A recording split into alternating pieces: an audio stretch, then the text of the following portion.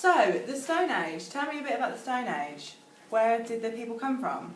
Well, we were once all connected to Europe. Britain was once connected to Europe, so people didn't ever invade, they just migrated. Okay. And Ireland was also connected to Britain. Oh, so it was one big, massive area. Yeah. And where did they go once they came? Well, tombs and tools constructed throughout the period have been found all over Britain, from the tip of Cornwall right up to the north of Scotland. And the largest concentration has been found of the artefacts, we don't have to do this again, will we?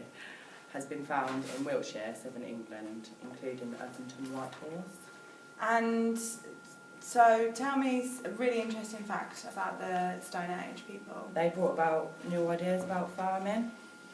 So they went from nomadic hunters to settled farmers. Okay, that's cool. That's it. So, the Bronze Age, where did people come from in the Bronze Age? Well, they didn't really come anywhere new. They were already here from the Stone Age. It's just the methods of creating new tools and artefacts changed. That's why we regard it as a new period in time. Okay, so where were people settled in these islands?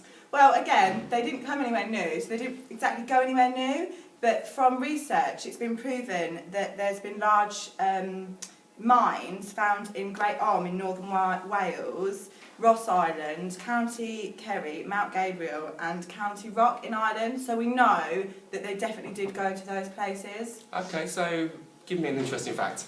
Well, something that I find quite interesting is that although we call it the Bronze Age, the first metal to be created was actually copper and not bronze.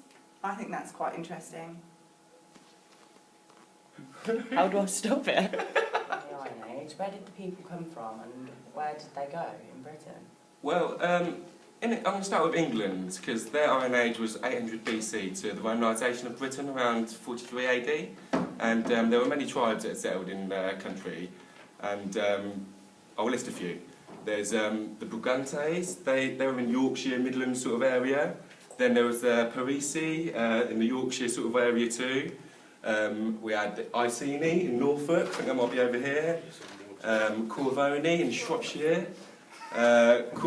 Courtilavi in East Midlands. Dobuni in Bristol. Triovantes in Essex and Suffolk, and there was the Cantisi in Kent. Oh, that's very interesting. Have you got any interesting facts that you want to share? Yes, I have, yes. All of this is reported by Paul Timi. He's a Roman geographer, so this is where all this information is coming from, and he was pretty much the daddy of geography back then. Brilliant. So, where did the people go in Scotland? There were many Celtic tribes in Scotland as well, and there were the Ortani in East Scotland. We had the Texahali in North East Scotland up here somewhere. Then we've got the Vacoimi, and they were in the northern Scotland up here. Where did the people go in Wales?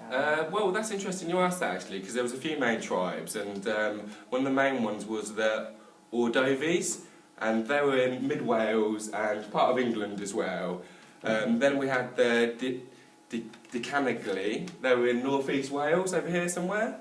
Then we had the Celiors, they were in South East Wales, somewhere around here, and the Demente, they were South West Wales, so that's down here. And what about in Ireland, Danny? Where did they go there? Interesting you asked that actually, because the Irish Iron Age was at a slightly different period because it was never conquered by the Romans, so it happened slightly later, but there was a few main tribes in Ireland as well.